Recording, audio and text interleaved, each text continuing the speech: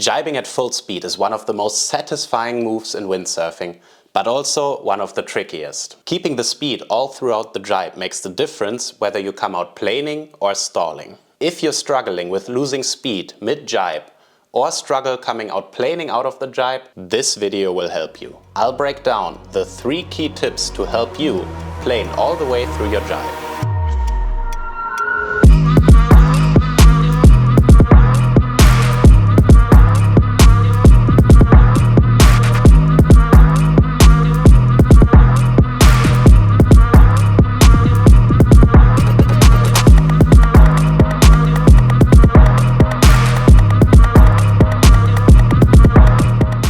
So the number one mistake that I see is people slowing down way too much before the jibe. When you're sailing along, grabbing onto the boom and in extension your sail actually gives you a lot of stability and control over your gear.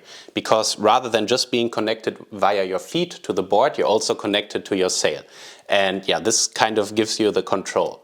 So this point in the jibe where you're flipping the sail, you're kind of losing that because you're not really holding on to anything. The natural instinct is to kind of slow down for this kind of sketchy maneuver where you lose control, because this is kind of like the tricky transition phase. You have to fight that instinct. You want to enter the jibe with as much speed as possible, because the faster you enter the jibe, the higher your chances are that you're making it out planing, and the more mistakes in your jibe you can afford, and can afford to lose a little bit of speed and still come out planing. So I'll give you guys a few examples during this video of what I see in my own jibing, either what I'm doing good or where I'm making a mistake. And here we have a session from back in summer in Störmthaler Lake, and you can see it's quite windy actually for the big gear that I'm on here. But let's play the clip. So you can see I'm entering the jibe with a lot of speed. I think around here was at around 30 knots.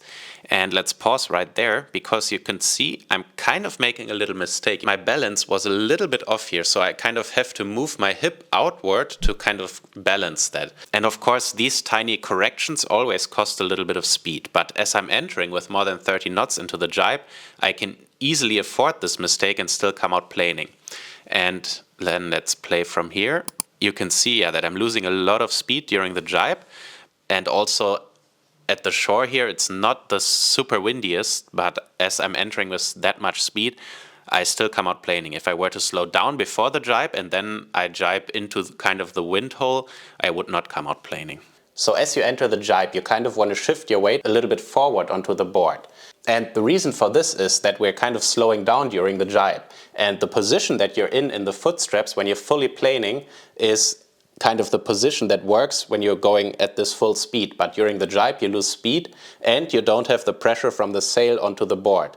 So if you're staying all the way back on your board, the tail of your board will sink in, and this will cause you to lose a lot of speed. So moving your weight forward helps a lot with countering that and keeping the board nicely planing throughout this kind of transition phase during the jibe. So here we have another little clip from the same session, and this one is in slow motion, so you can see it quite good here what I'm talking about. Because you can focus on my feet now, and what you see is that my left foot is still in the foot strap, but my right foot has come out of the foot strap and is standing almost where the other front foot strap is. And what this does is it moves my body weight around 20-30 centimeters further forward on the board, and this helps me to carry the momentum all the way through the jibe here. As you lean into the jibe, be smooth. I mean, this kind of explains itself. If you make any sudden big movements, this is causing a lot of deceleration and slowing your board down. So you want to be smooth during your jibe and make a controlled turn.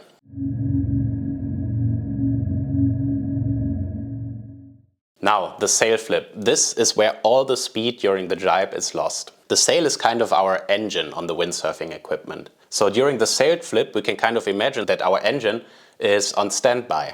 And until we're sheeting in, when we are on the other bow, we have no acceleration from our engine, which is the sail. With this in mind, it's crucial that we minimize the amount of time that we don't have an engine.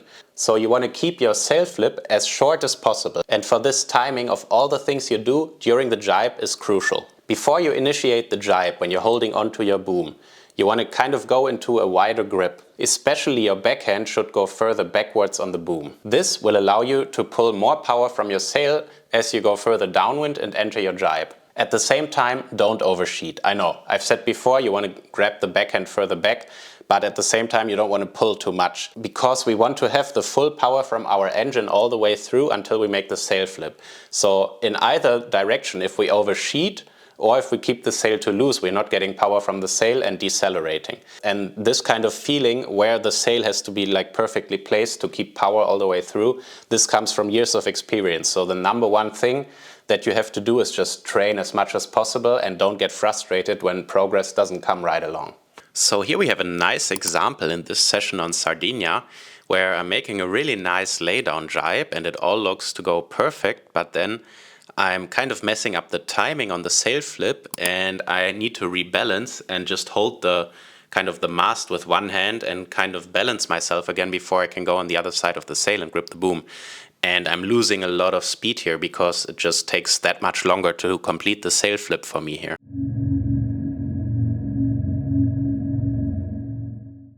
Smooth footwork and early rig flip. So let's get to the timing, which I mentioned before.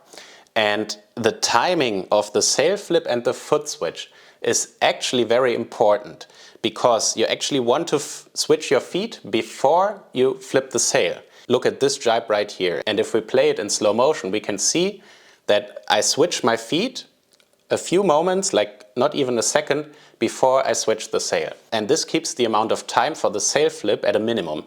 Because what this allows us to do, as we flip the sail, we're already in the right position. So when we grab the other side of the boom, we can immediately hook in again and get power from our engine again. And what this allows me to do here is that as I flip the sail, I keep the amount of time that I flip the sail to a minimum. So the timing is switch your feet first, and right as you're finished with this, or even like in the end phase of switching your feet, you can start flipping your sail.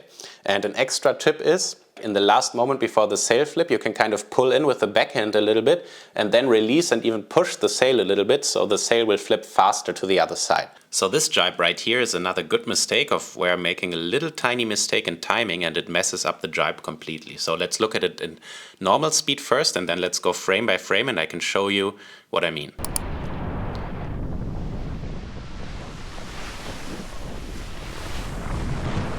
So you kind of saw that there is a mistake in the sail flip, but what is it? Let's go frame by frame. And if we look right here, I'm releasing the sail with my backhand a millisecond too late.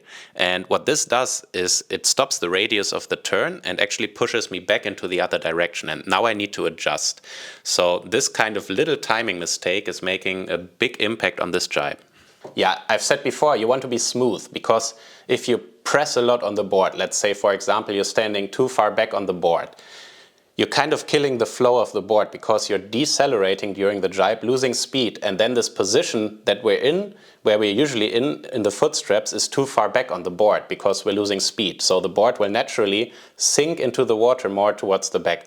So as you're losing speed and going further downwind before the sail flip, you want to move your body weight forward.